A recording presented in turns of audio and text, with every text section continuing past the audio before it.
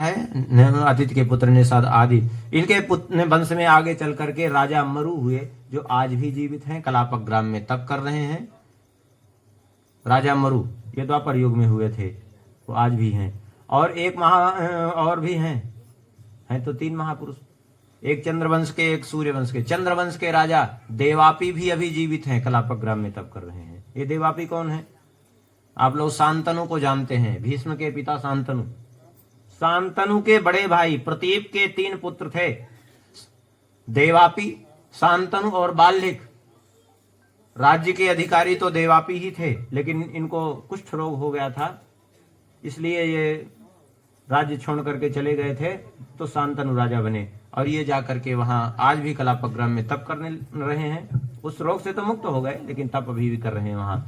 और शांतनु राजा बने, और इनके एक छोटे भाई थे बाल्हिक।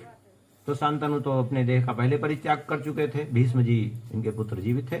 और बाल्हिक वे महाभारत के युद्ध तक जीवित रहे। वो भी महाभारत के युद्ध में जो है कौरव वंश की ओर से वे युद्ध किए। विकुक्षी अयोध्या के राजा बने। निमि ने जाकर वैजयंत नगर बसाया। और दंड ये मूर्ख थे, लेकिन इनको जबरदस्ती आग्रह करने पर इनको राजपद प्रदान किया। तो पहाड़ों के बीच का क्षेत्र दंडक राज्य, और बाद में वही दंडक बन गया। क्योंकि ये मूर्ख तो मूर्ख ही होता है, अपनी मूर्खता से इन्होंने शुक्राचार्य को कुपित किया, तो शुक्राचार्य जी के कोप से वो सारा राज्य इनका 7 दिन में भ्रष्ट हो गया, दंडक वन में परिणित हो गया था। उसी को उसी अगस्त जी कहते हैं, उग्र श्राप मुनिवर कर रहु, दंडक वन पुनीत प्रभु करहु, उग्र श्राप मुनिवर कर रहु। यद्यपि उसमें कल्प भेद से गौतम जी की भी कथाएं हैं, कनक कथा अनंत है, लेकिन अब समय अल्प है, तात्पर्य है। और निमि जी ने वैजयंत नगर बसाया। बाद में वशिष्ठ जी के श्राप से इनका शरीर छूट गया था, तो इनके शरीर का मंथन करके जो प्रकट हुआ बालक, उसका नाम हुआ जनक।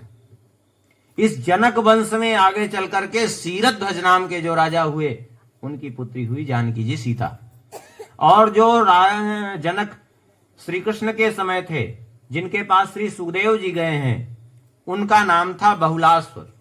इन जनक का वंश राजा बहुलास्व के पुत्र महावशी, उनके पुत्र कृति तक चला है।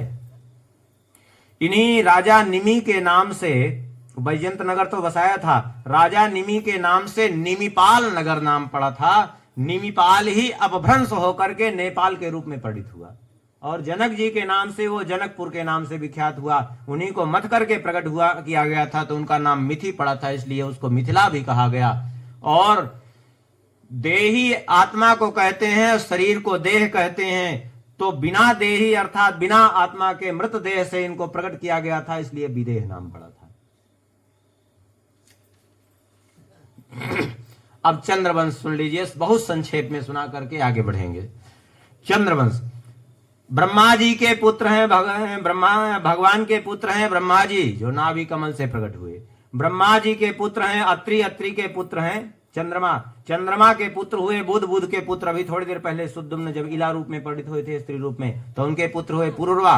पुरुरवा के यति याति संयाति आयति भीति कृति 6 पुत्र हुए उर्वशी के गर्भ से।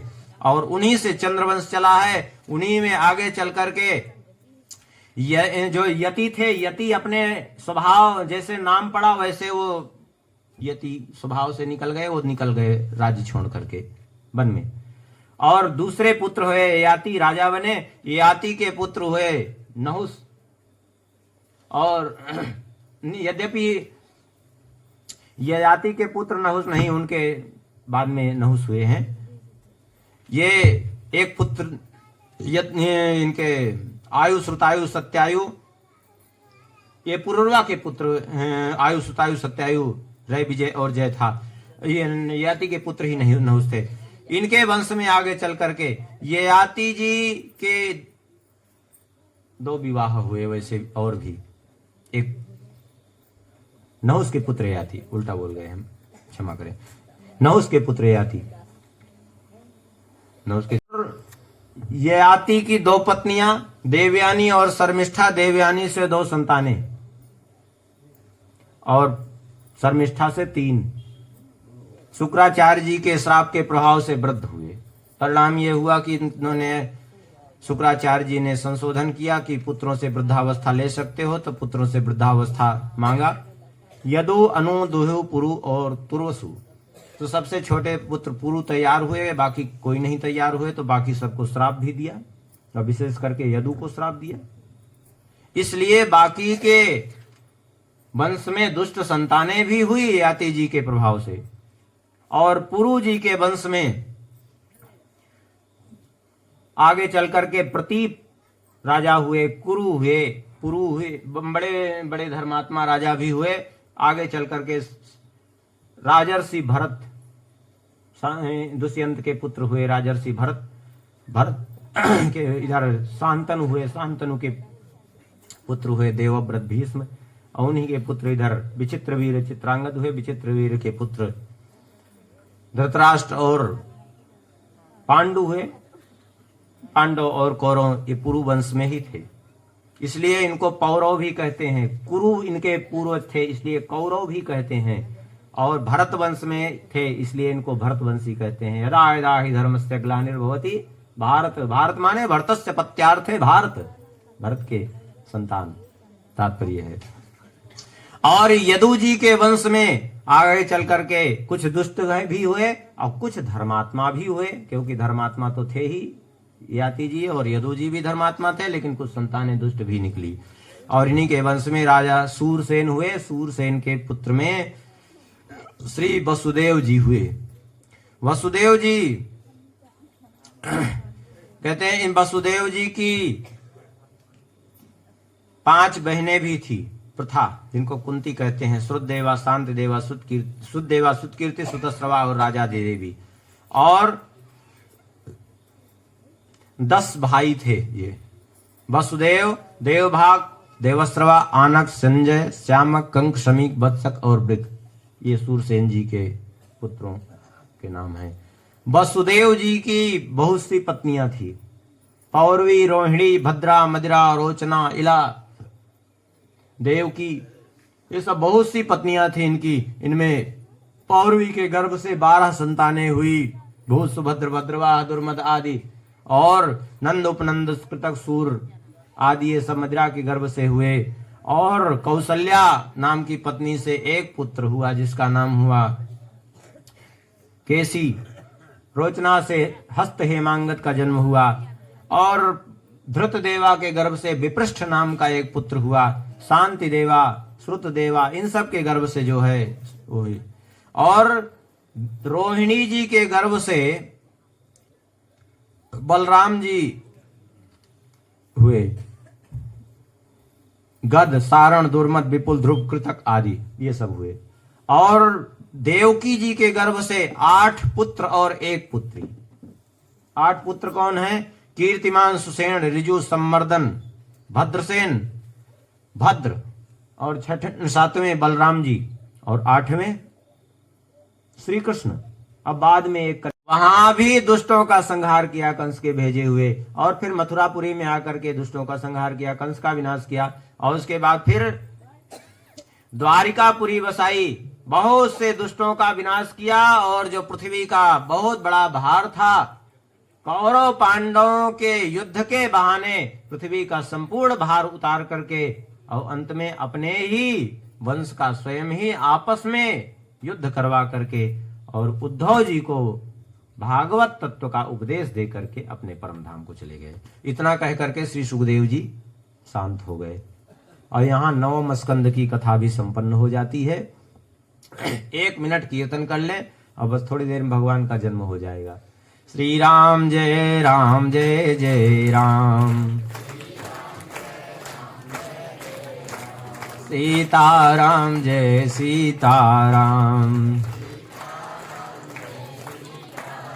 सीताराम जय सीताराम,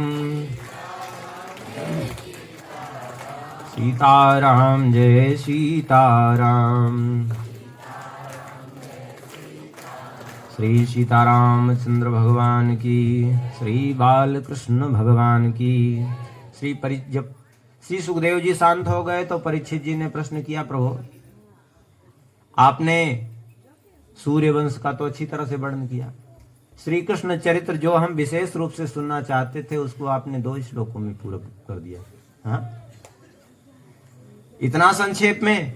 हे प्रभु, कृपा करके एक तो श्री कृष्ण चरित्र हमें विधिवत सुनाइए। दूसरी बात यह है कि आपने रोहिणी जी के पुत्रों में भी बलराम जी का नाम लिया और देवकी जी के भी पुत्रों में, तो एक ही व्यक्ति 2 माताओं के गर्भ से कैसे जन्म ले सकता है, ये संदेह भी दूर करिए।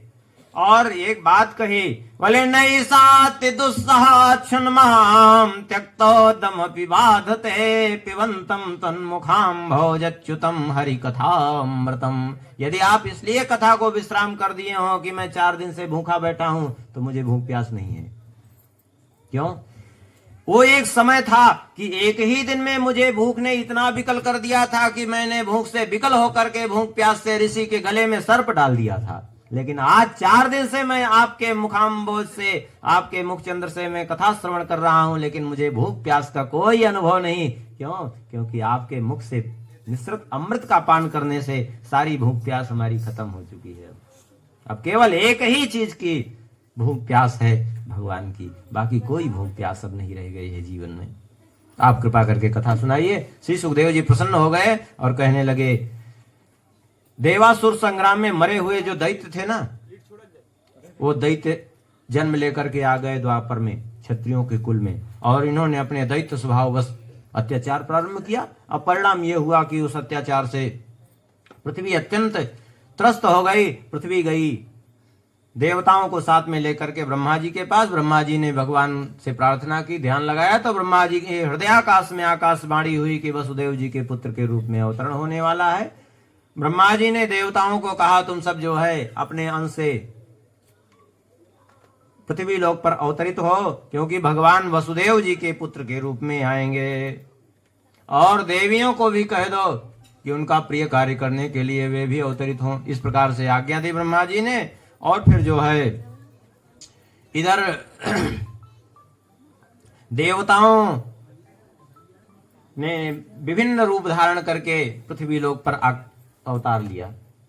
जैसे पांडव भी क्या देवता ही थे सब, भीष्म जी, द्रोणाचार्य जी, सब देवताओं के ही अंश से तो उत्पन्न हुए थे सब। आखिर में जो है इधर कंस की चचेरी बहन थी, उग्रसेन जी का पुत्र था कंस। 9 पुत्र थे, बड़ा दुष्ट था। देवकी जी का विवाह हो रहा था, तो इसने विवाह में बड़ा बढ़ चढ़ करके हिस्सा लिया और अपनी लोक प्रतिष्ठा स्थापित करने के लिए बड़ा प्रयास किया। परिणाम यह हुआ कि ये स्वयं सारथी बनकर के जा रहा था पहुंचाने के लिए, और रास्ते में आकाशवाणी हो गई।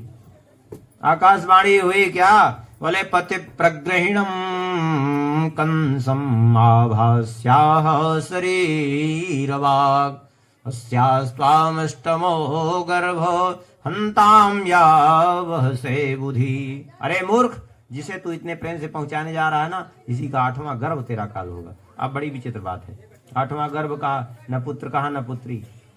देवताओं की भाषा गोलमोल। अब तुरंत जो है म्यान से तलवार खींच ली मारने के लिए। शांति बनाए रखें थोड़ा सा। हाँ, म्यान से तलवार खींच ली मारने के लिए। जैसे ही वसुदेव जी ने पकड़ लिया, क्या कर रहे हो?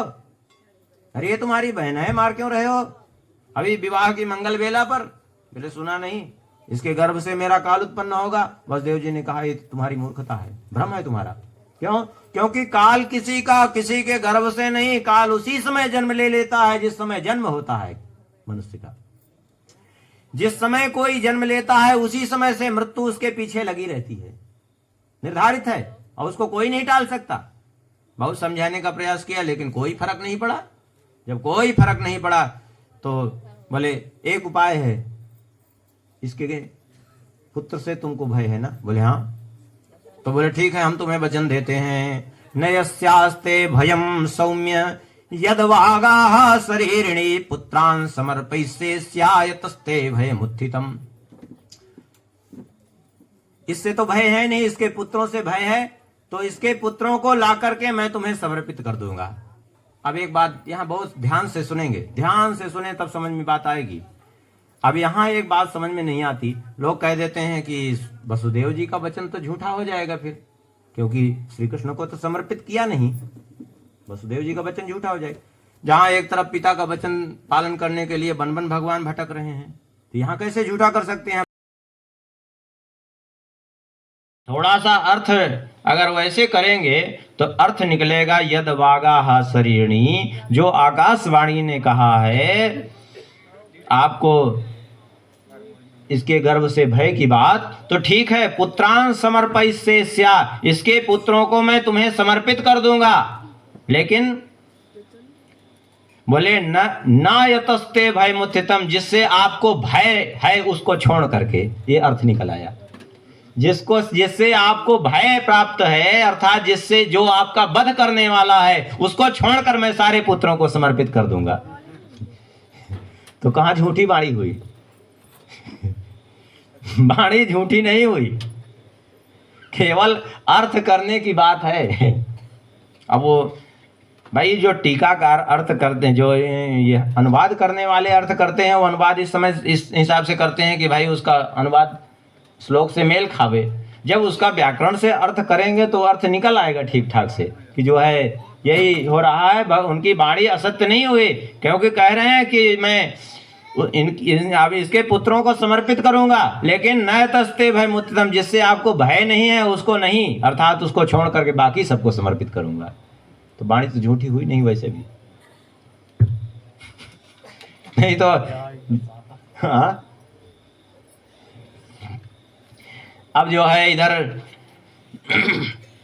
एक एक करके पुत्र हुए, इनके कारागार में डाल दिया था। 6 पुत्र हुए। पहले पुत्र को लेकर के गए थे, छोड़ दिया था, तो नारद जी ने जाकर भ्रमित कर दिया। नारद जी ने भ्रमित क्यों किया? क्योंकि ये मरीचि जी के पुत्र थे, सब श्रापित होकर के आए थे यहाँ, तो इनको उद्धार कराना था नारद जी को, इसलिए वो आगे कथा में वर्णन कर देंगे। अभी समय का अभाव है, आगे कथा में उसको स्पष्ट कर देंगे कि क्यों नारद जी ने ऐसा किया, कि उसको अष्टदल कमल दे करके गए, भ्रमित किया क्या, और सारे पुत्रों को मारने का निश्चय किया उसने। इधर जो है एक एक करके सारे पुत्रों को मारा। 6 पुत्र जब मारे गए तो 7वें में शेष जी पधारे, तो भगवान ने योग माया को भेजा, बोले जाओ तुम रोहिणी जी के गर्भ में उनको ले जाओ, स्थापित करो। तो देवकी जी के गर्भ में थे, लेकिन योग माया ने रोहिणी जी के गर्भ में स्थापित किया, इसलिए दोनों पे ही पुत्र कहलाए। रोहिणी और देवकी दोनों के गर्भ में इनका नाम लिया गया। और उसके बाद भगवान पधारे गर्भ में, और योग माया यशोदा जी के यहाँ देवताओं ने आकर के स्तुति की है। सत्यव्रतम सत्य परम तो सत्यम सत्य स्वरूप सत्य से निहितम च सत्य। यहाँ बार बार सत्य स्वरूप कह करके भगवान की स्तुति की, और इसी को कहते हैं गर्भ स्तुति। और समय धीरे धीरे आ गया। भाद्रपद महीना है, कृष्ण पक्ष है, अष्टमी तिथि है, अर्धरात्रि का समय है, रोहिणी नक्षत्र है, बुधवार का दिन है। इस तरह से पूरी मंगल वेला उपस्थित हो गई। बरसात के महीने में भी स्वच्छ आकाश है, सारी नदियां स्वच्छ हो गई और तारे स्वच्छ हैं, हल्के हल्के बादल वृष्टि भी कर रहे हैं। और उसी समय भगवान का प्रागट्य का समय हुआ। कब प्रकट हुए? बोले निशीथे तम उद्भूते जायमाने जनार्दने देवक्याम देवरूपिण्याम विष्णु सर्वगुहाशया।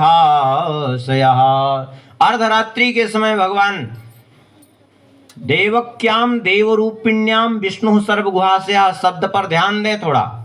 भगवान तो सब जगह सबके अंतर हृदय में विद्यमान है। भगवान प्रकट हो गए कैसे? कहते हैं आविरासेद यथा प्राच्याम दिशेंदिरु पुष्कला। जैसे पूर्व दिशा से चंद्रमा प्रकट होता है, तो क्या चंद्रमा को पूर्व दिशा जन्म देती है क्या?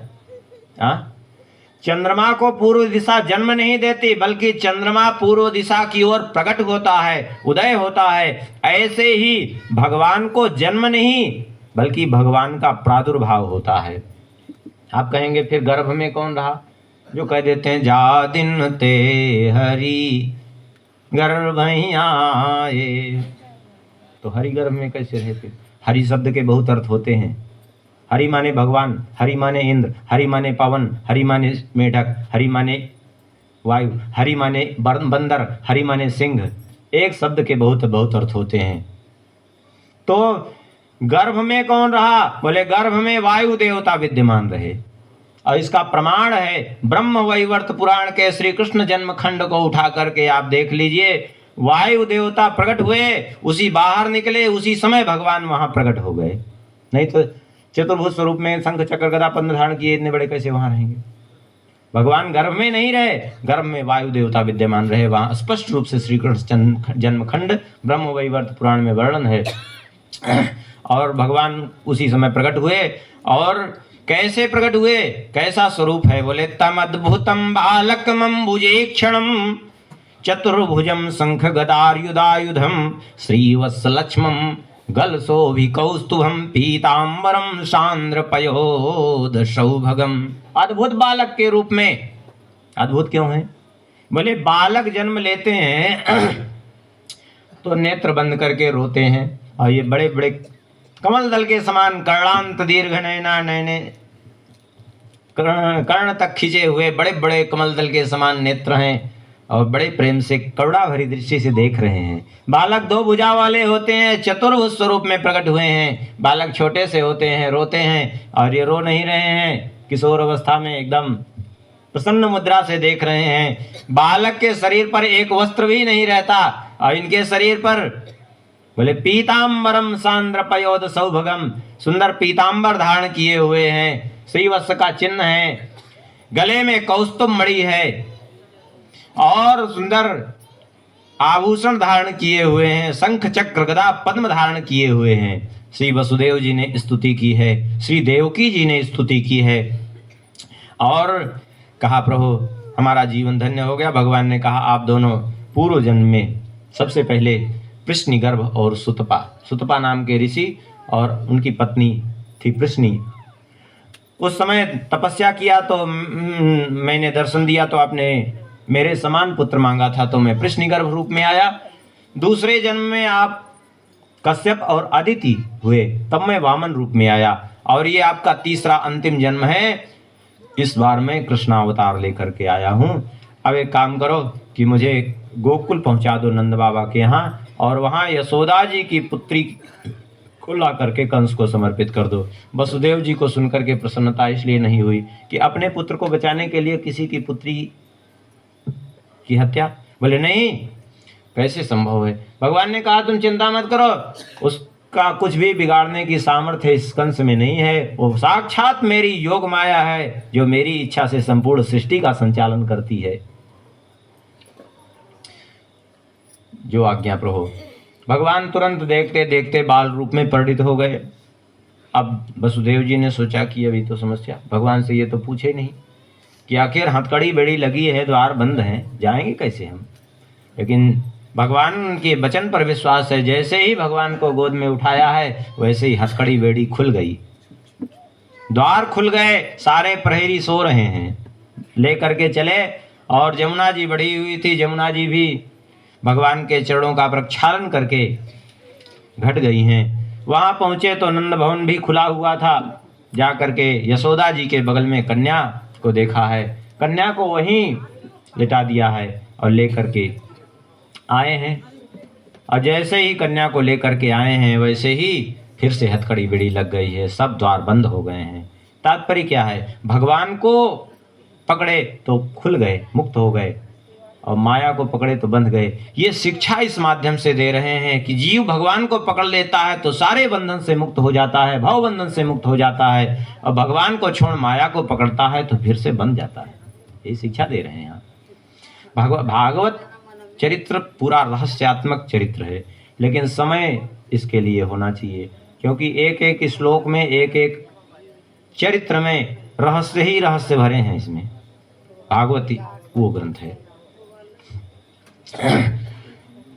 कन्या ने रुदन प्रारंभ किया, जैसे ही सबकी नींद खुल गई, भाग करके गए, कंस को सूचना दी। कंस आया भागता हुआ, और देवकी जी बार बार प्रार्थना कर रही थे, लेकिन छीन लिया। छीन करके जैसे ही पटकना चाहा एक शिला पर, वैसे ही कन्या आकाश में जा करके अष्टभुजा के रूप में, भगवती दुर्गा जी के रूप में परिणित हो गई है। बोलिए दुर्गा मैया की। और भगवती दुर्गा जी ने कहा किम मया तया मंद जाता खलु तवांत कृत यत्र क्वा पूर्व शत्रुर्माहिंसी कृपणाम वृथा। अरे दुष्ट मूर्ख, तू मुझे क्या मारना चाहता है और व्यर्थ में बालकों की तू हत्या करता है। अरे तुझे मारने वाला तो पैदा हो चुका है कहीं। और कौन पैदा हुआ है? बोले तुम्हारा पूर्व का शत्रु अर्थात भगवान विष्णु, क्योंकि पूर्व में कालनेमी नाम का दैत्य था और भगवान विष्णु ने मारा था उस समय, देवासुर संग्राम में कालनेमी का वध किया था। तो इसलिए जो है अब कह करके भगवती वहां से अंतर्ध्यान हो गई और वही भगवती विंध्याचल में आज भी विराजमान है विंध्यवासिनी नाम से। इधर जो है कंस ने देवकी वसुदेव जी को मुक्त किया। वो भगवती के दर्शन से कुछ देर सद्बुद्धि उसको जगी रही और कहा कि क्या बताएं, हमसे बड़ा अपराध हुआ।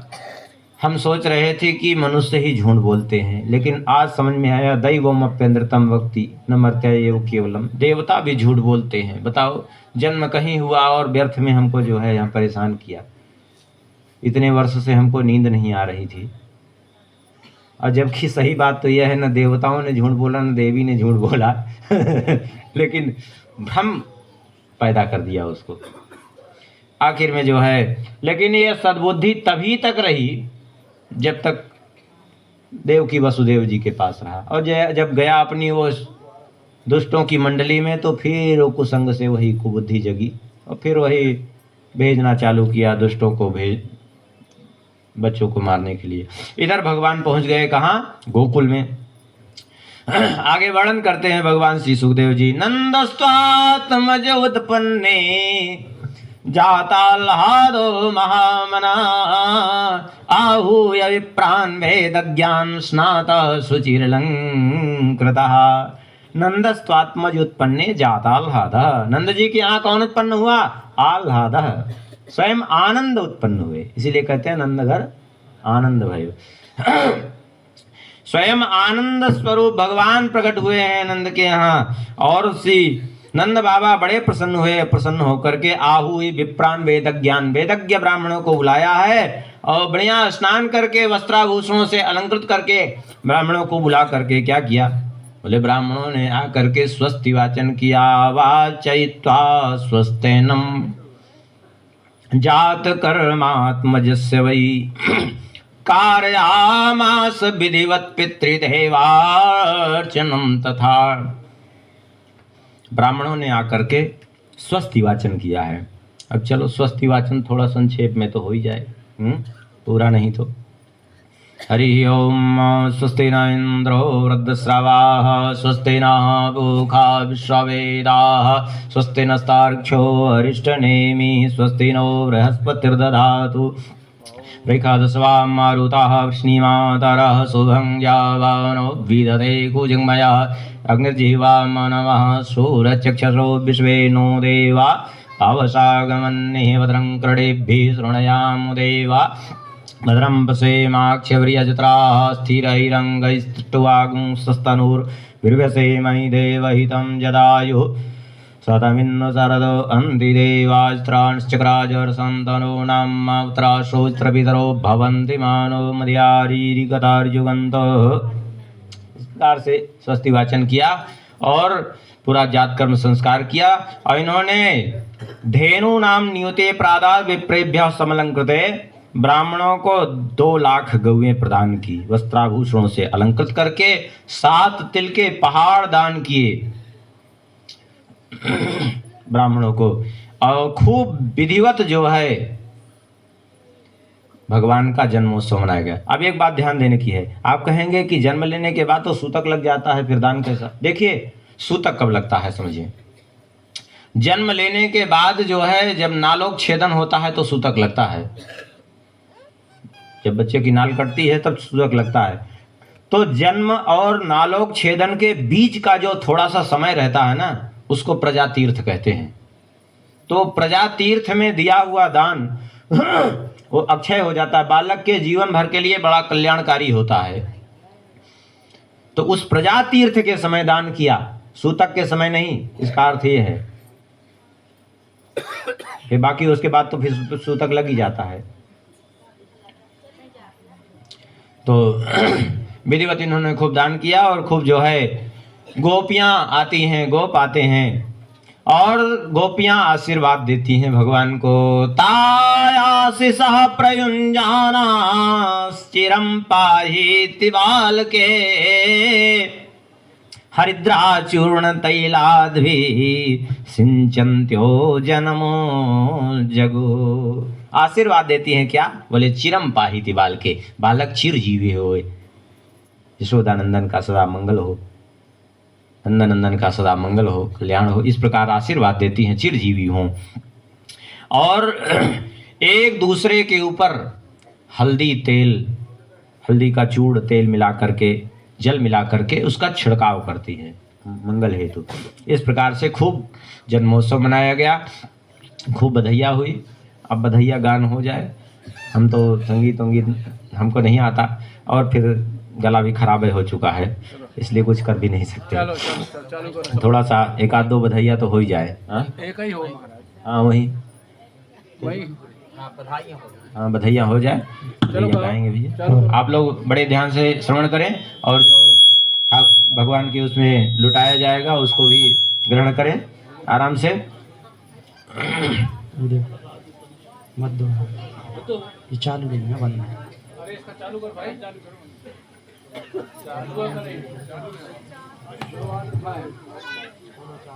ये भी बंद है बेटा, ये वाला बार चालू है ये। अरे वो चालू ना हो तो चले जाओ, सब खराब।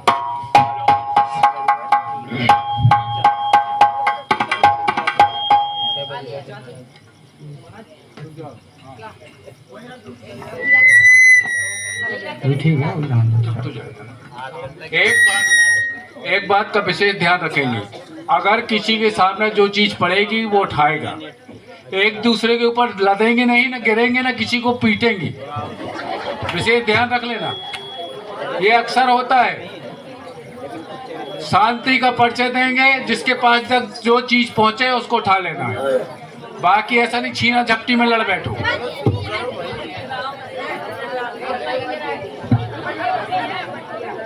शांति बनाए रखें, थोड़ा शांति बनाए रखें, भगवान का जन्मोत्सव है। चलिए ध्यान देना। चलो ठीक है।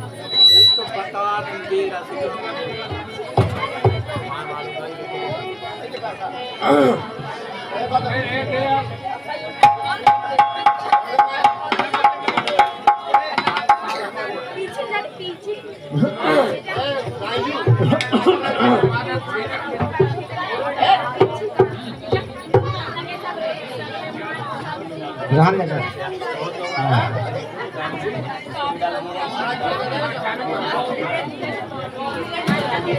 हाँ कृपया कर शांत हो जाए।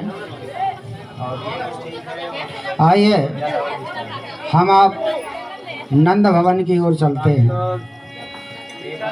नंद सात मजूतपन्ने जाता है दो महामनः आहो विप्राण वेदज्ञान सातः शुचिरलंकृतः।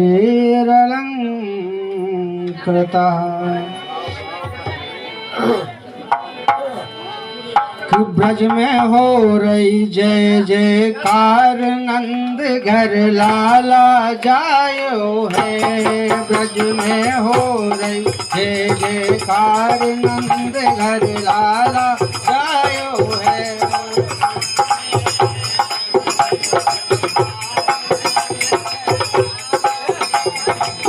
हाँ ब्रज में हो रही जय जयकार नंद घर लाला जायो है।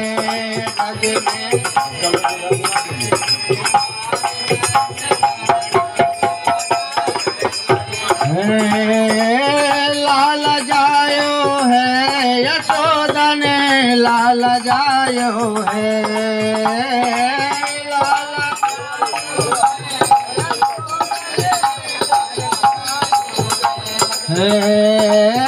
लाल जायो है, यशोदा ने लाल जायो है, कि ब्रज में हो रही जय जयकार, नंद घर लाला जायो है। ब्रज